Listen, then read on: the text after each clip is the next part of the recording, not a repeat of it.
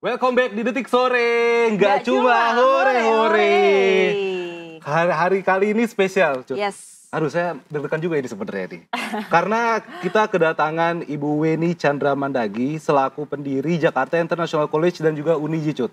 Yang mana topiknya ini di Sekar Agni ini, Cut, kita menembus batas pendidikan Indonesia. Dengan nominasinya ini bikin deg-degan sih, Cut. Perempuan pendorong akses pendidikan internasional. Wow. Levelnya internasional, Cut. Levelnya internasional, ya. International. Ya. International, wow. Langsung saja sudah di tengah-tengah kita Ibu Weni Chandra Mandagi. Selamat sore, Ibu. Selamat sore. Selamat datang Selamat di sore. Selamat sore juga pemirsa. Apa kabar? Baik. Ini kita manggilnya Ibu, Mbak, atau apa nih? Kalau saya maunya kalau lebih muda ya dipanggilnya Mbak. Oh, Mbak. Mbak Weni kita manggilnya. Terserah. Terserah aja Ibu Weni ya. aja ya, Bu. Iya, Ya, nggak apa-apa ya, Bu. Iya. Bu, ini aku tadi kan udah mention di awal gitu, pendiri Jakarta International College dan juga Uniji, Bu. Ya. Aku tadi udah sempat browsing juga, Bu. Ini tuh partnernya banyak, Bu, ya. Karena sesuai juga sama nominasi kita juga, Cut, ya kan, pendidikan nasional kan. Sebenarnya ini Jakarta International College dan Uniji ini berarti bisa dibilang melting pot untuk mahasiswa-mahasiswa berkuliah di luar negeri begitu ya, Bu? Benar. Jadi gini, visi kami sebetulnya ingin menjadikan University Jakarta Internasional ini untuk sebagai satu hub gitu ya buat student-student kita yang mau keluar negeri. Ya, jadi mereka yang mau ke Eropa, mereka yang mau ke Australia, mau ke Cina, mau ke Amerika, itu bisa belajar dulu di tempat kita 1 atau 2 tahun dan mereka bisa finishing the degree itu 2 tahun, cukup 2 tahun di luar negeri. 1 atau 2 tahun di luar negeri. Kenapa kita berpartner dengan banyak universitas di luar negeri? Itu karena kita ingin membekali anak-anak satu hubungan yang ketika mereka nanti sudah lulus semua, mereka itu punya link gitu kalau mereka mau berbisnis gitu. Ini kan mereka waktu kuliah di tempat kami itu kan mereka berkenalan dengan temannya yang akan meneruskan ke Amerika, dengan temannya yang akan meneruskan ke Cina dan lain-lain. Sehingga waktu mereka kembali, harapan kami mereka sudah bisa membuat satu bisnis link secara global karena ini mereka kan pasti akan punya link-link dengan berbagai negara itu jadi tujuannya menjadi melting pot itu. Itu. Iya sih, jadi adaptasinya juga lebih enak juga kan. Dan ini dari tahun 2002 Bu ya? Betul. 2002. Dari tahun 2002. Jadi awalnya memang kami dengan Australia, terus kemudian kami mengembangkan dengan Amerika dan terakhir Cina dan selain itu kita juga sekarang berusaha mencari partner juga dari Eropa Timur juga yang mulai sudah agak mengembangkan diri juga mereka itu untuk mencari partner-partner internasional. Jadi itu yang menjadikan kita merasa lebih kaya gitu ya dalam hal melihat sistem pendidikan di sana dan di sini apa bedanya. Itu semua kemudian kami rangkum. Kami melihat titik-titik bagusnya negara-negara ini di mana gitu. Dan kemudian kami rangkum kebetulan di tahun 2023 kami sudah mendapatkan izin untuk mendirikan universitas. Ya. Jadi kurikulum yang kami pandang baik itu dan juga sistem pengajaran yang kami melihatnya ini mampu memenuhi kebutuhan zaman sekarang gitu ya. Dimana zaman sekarang ini gak hanya hard skill yang dibutuhkan, tapi juga soft skill, kolaborasi. Banyak masalah, banyak anak bunuh diri karena hanya mereka tidak tahu bagaimana memecahkan masalah mereka, gitu kan. Jadi disinilah fungsi-fungsi lembaga pendidikan itu untuk mulai berbenah diri. Karena kalau zaman dulu di Indonesia, sistem di Indonesia ini sangat menekankan pengembangan kognitif. Betul. Ya, jadi kalau you masih ingat, kalau zaman saya itu ngafalin, termasuk ngafalin batas Jakarta dengan Tangerang dibatasi oleh sungai Iya. apa gitu, Betul. Pulau Jawa kenyaman dan apa. Sumatera Selatan. Iya, apa. iya, Iya, iya. iya. Sekarang itu kan nggak perlu lagi, bukan itu masalahnya. Tapi yang ditanyain adalah mengapa ada ketimpangan ekonomi antara Jakarta yang bagian sini dengan Tangerang bagian sana gitu. Iya, benar. Jadi boleh melihat perbatasan, tapi dilihatnya dari sisi perspektif yang lain. Jadi itu tantangan bagi perguruan tinggi Ya. supaya dapat menghasilkan lulusan yang mampu memberikan solusi terhadap satu masalah. I Itu. see. Wow, keren banget. Keren Wow. banget. Tapi sejauh Kira-kira ini Ibu ngelihatnya kalau masalah pendidikan di Indonesia sebenarnya yang perlu dibenahi itu apa sih secara umum ya? Mungkin dari semuanya.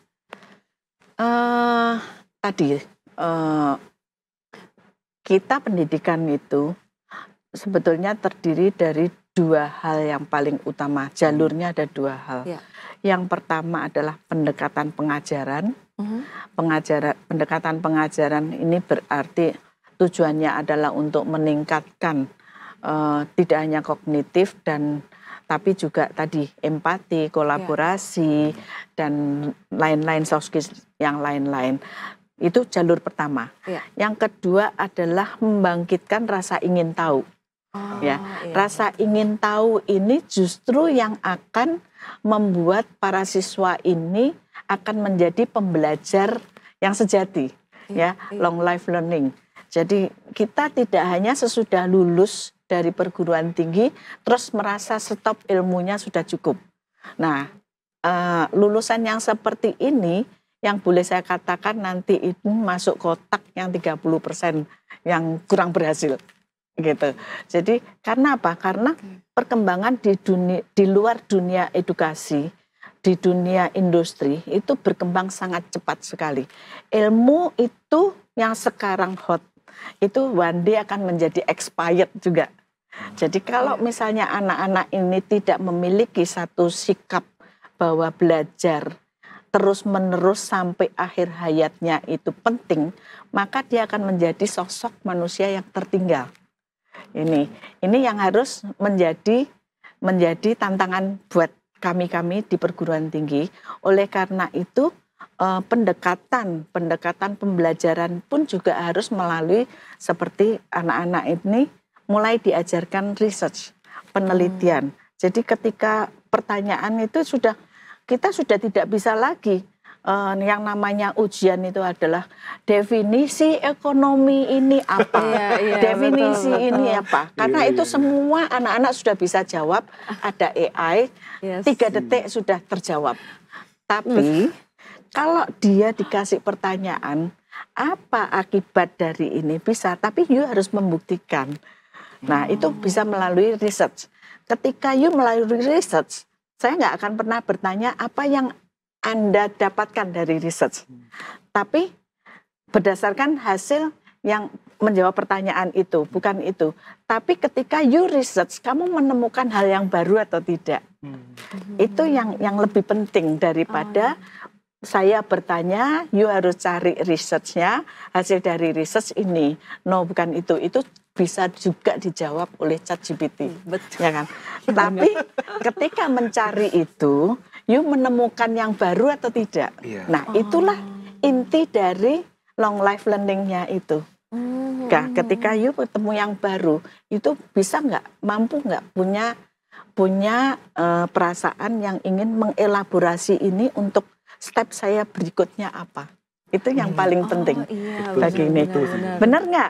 You di dunia pekerjaan begitu juga nggak? Nah, itu. Ketika mandek, you akan mandek juga karirmu.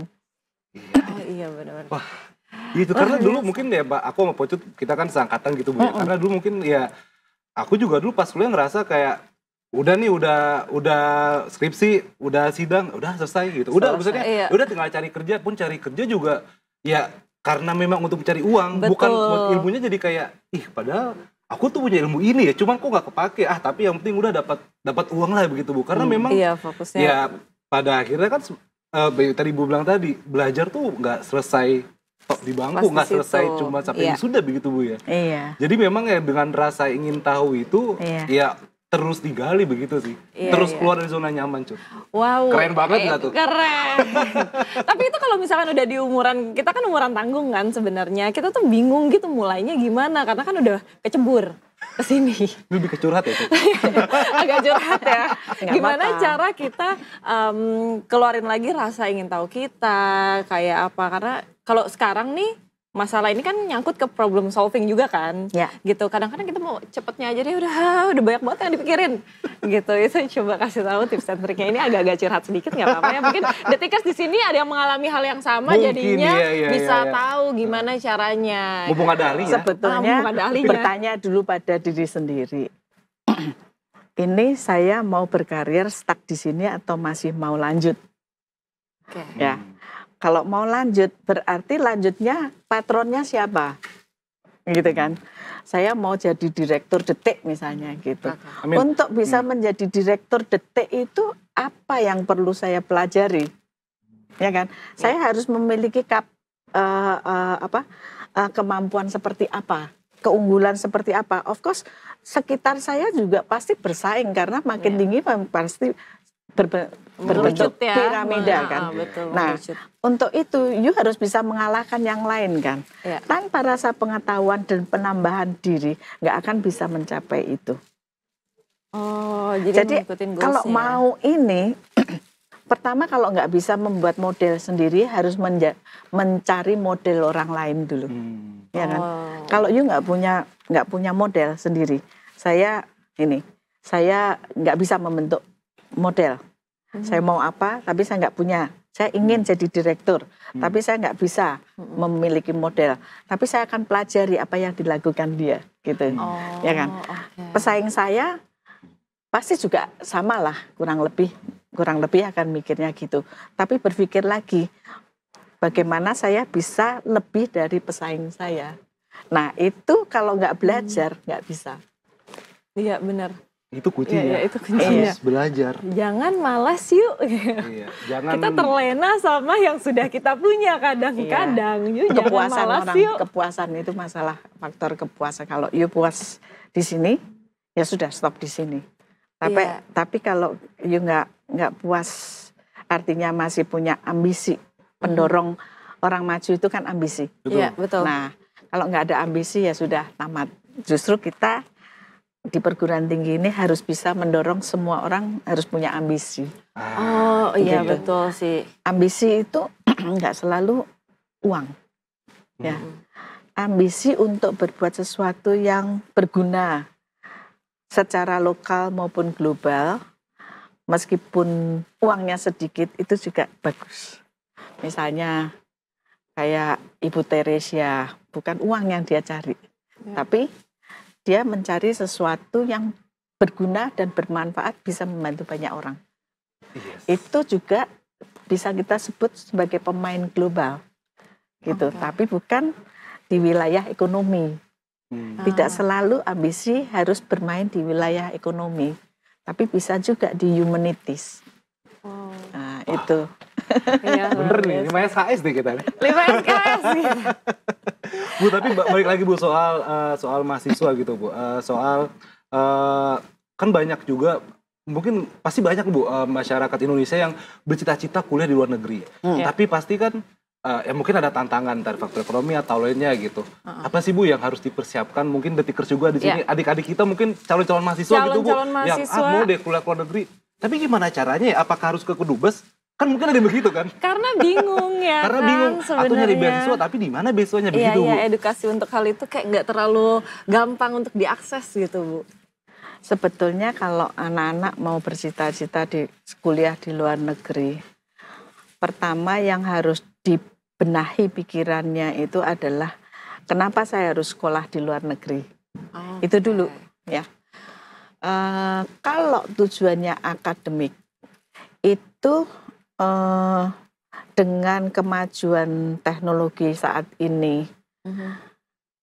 kalau dia hanya sekedar mencari ilmu pengetahuan itu sudah terjawab semua bisa dilakukan di Indonesia, Iya, ya kan? betul. Dan dosen-dosen di Indonesia itu bukan orang yang bodoh-bodoh. Ya. Kita 100% saya sudah tahu karena saya juga banyak bergaul dengan dosen luar negeri dan lain-lain, kita tidak kalah. Percaya itu. Kualitasnya, Kita Bu, tidak ya? kalah, tidak kalah, ya. Tapi yang membuat kita itu seolah-olah pendidikan di Indonesia ini seolah-olah dosennya kurang mampu, bukan karena itu. Tapi karena dosen-dosen di Indonesia sesuai dengan kulturnya adalah orang yang tidak bisa mempresentasikan diri atas kemampuannya. Lebih cenderung ke introvert. Dia orang Indonesia, you sombong aja, you bilang aja, gue itu expert, gue bisa begini-begini, itu kemampuan. Kamu pasti akan takut dibilang, kalau gue ngomong begitu takut dikirain orang sombong. Iya, dan kalau di lain-lain. sini kan orang kayak "Ih, sombong banget gitu. Sehingga sifat introvert ini dipandang sebagai satu tidak berkualitas karena dia tidak mampu menunjukkan. Berbeda dengan kultur Barat. Ya, kultur Barat itu kalau you lihat presentasi, cara berbicara dan lain-lain, itu everything is very good. Ya kan? Yes. Sehingga itu. Jadi kembali ke pertanyaannya, kalau pengen sekolah ke luar negeri, apa yang ingin dicapai gitu. Kalau hanya akademik, Indonesia saya bilang gapnya makin lama makin sedikit. Tapi kalau sebagai saintis, saya setuju. Karena apa? Karena budget penelitian di Indonesia ini masih minim. Kita kemarin kalau you semua buka dan baca gitu, misalnya Trump stopping subsidized to Harvard University senilai X.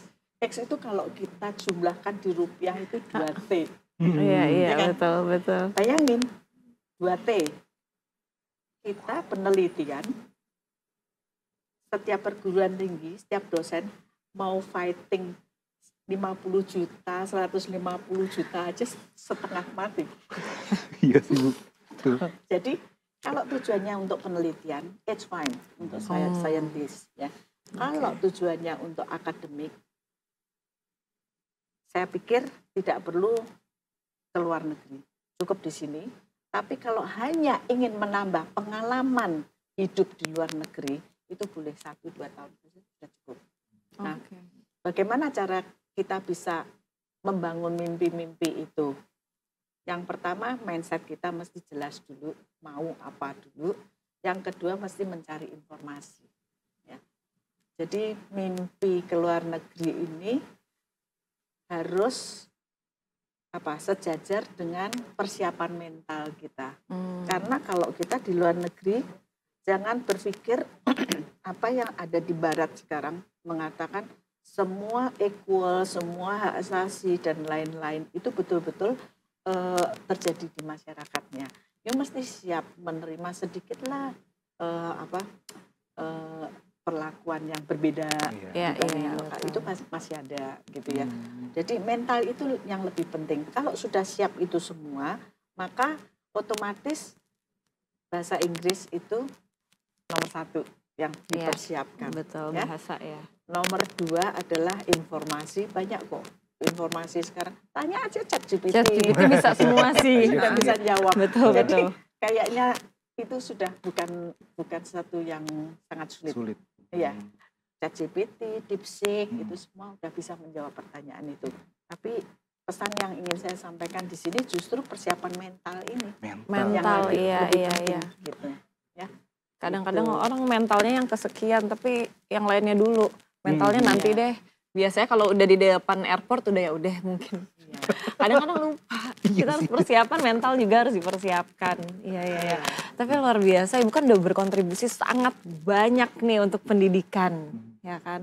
Ada nggak sih sesuatu yang belum tercapai atau ini lagi on the way nih kira-kira?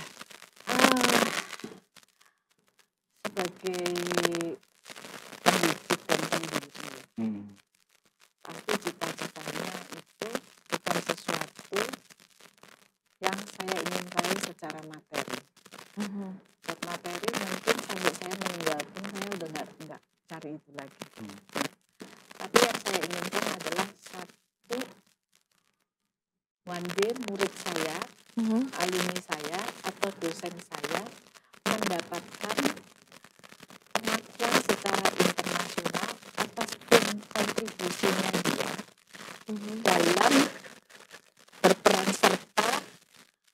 mensejahterakan manusia di bumi ini.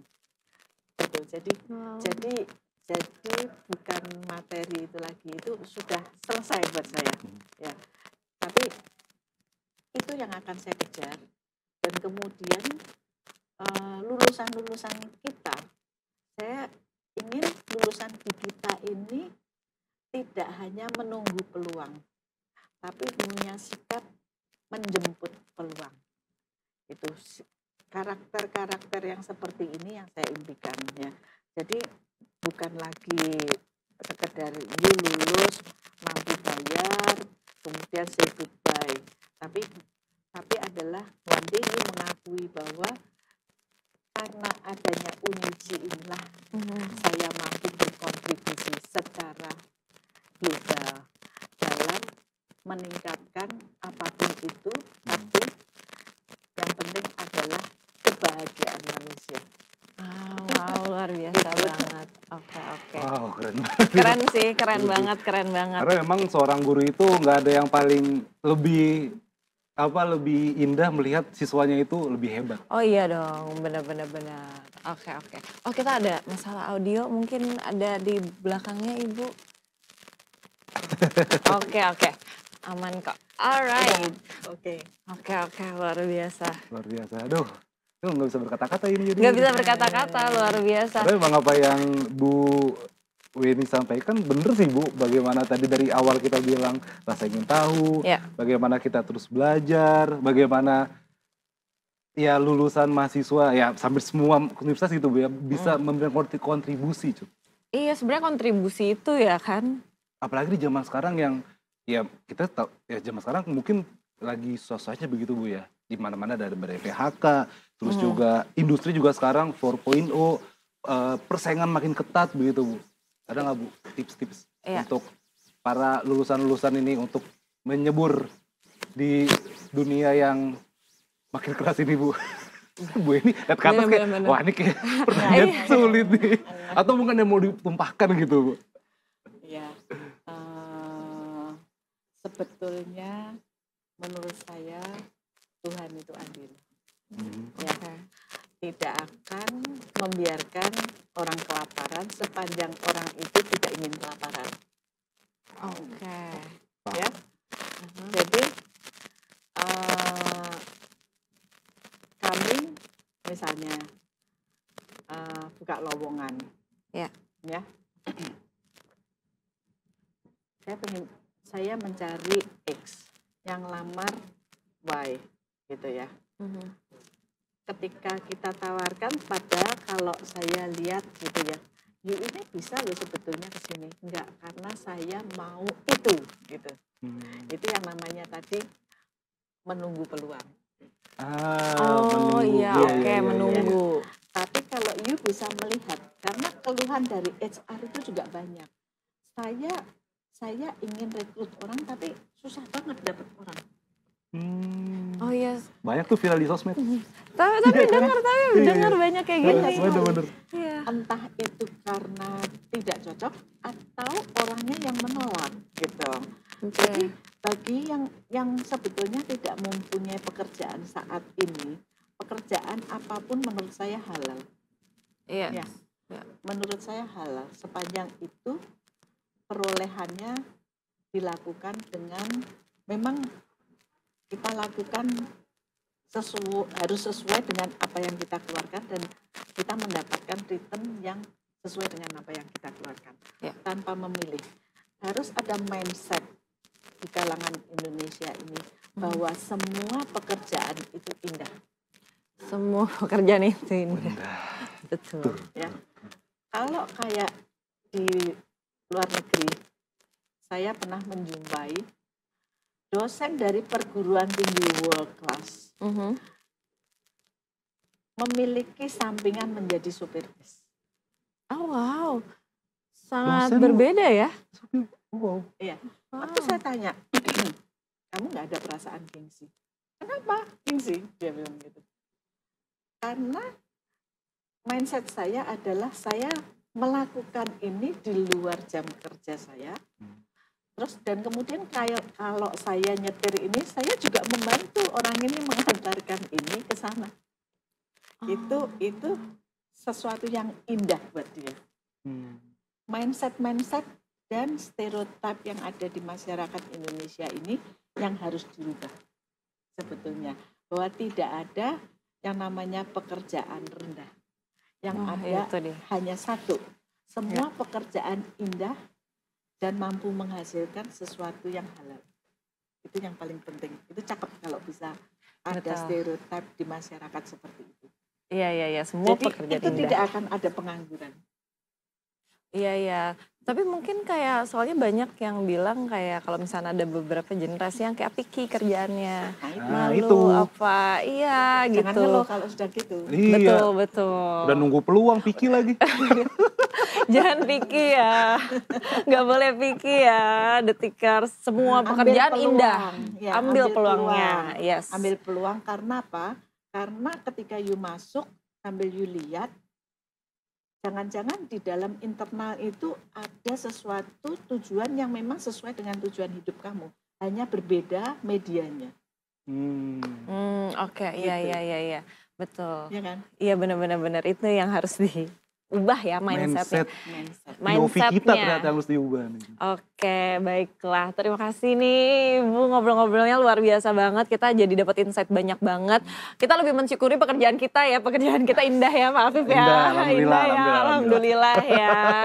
Gitu, oke. Dan kita juga sekarang sudah kedatangan Bu, ada pemimpin redaksi Detikom, Mas Alvito Dianova Ginting yang akan memberikan Sekar Agni Negeri Award. Selamat. Terima kasih. Hari ini hari istimewa Bu. Ada 2 keistimewaan. Yang pertama Ibu hadir dan bersedia menerima anugerah kami. Yang kedua Afif pakai jas. Jarang-jarang terjadi ya kan. Jadi selamat sekali lagi untuk Ibu Weni Chandra Mandagi yang berhak mendapatkan apresiasi sebagai perempuan pendorong akses pendidikan internasional. Mudah-mudahan dengan ini semakin bersemangat memberikan motivasi kepada Ibu untuk tetap memajukan pendidikan anak-anak Indonesia, terutama bisa bersaing dengan negara-negara lain di dunia. Sukses buat Ibu. Selamat sekali lagi. Selamat Ibu. Boleh foto bersama, Selamat. silakan. Selamat. Iya. Oke, silakan. Mungkin ada yang mau disampaikan Ibu, selamat. Selamat. Ada yang mau disampaikan dulu sedikit Bu. Ibu. Disampaikan anugerah ini menjadi satu pendorong bagi kami untuk konsisten untuk institusi kami dengan segala jajarannya agar tetap kita melangkah melihat ke depan tanpa melihat batu-batu yang menjadi rintangan kita. Jadi yang penting kita harus tetap berjalan sesuai dengan impian kita menjadikan UNIJI menjadikan world class institution. Amin, luar biasa. Terima kasih Ibu sekali lagi atas kontribusinya untuk pendidikan di Indonesia yang kayak akan punya taraf yang tinggi banget, luar biasa. Terima kasih Ibu. Oke, ini saatnya kita closingan, tapi sebelum itu aku mau kasih tahu kalau kita punya tagline. Jadi kalau misalkan Afif ngomong apa? Detik sore. Jawabannya nggak cuma hore-hore. Gitu ya Bu ya? Sama ya? Siap. Sama-sama ya? Sama-sama Bu ya? Sama ya? Oke. Detikers, kita akan kembali sesaat lagi. Tetap di Detik Sore. Gak cuma hore-hore. Yeay. Selamat Ibu sekali lagi. Thank you. Selamat, terima kasih banyak Selamat ya Bu. Ibu.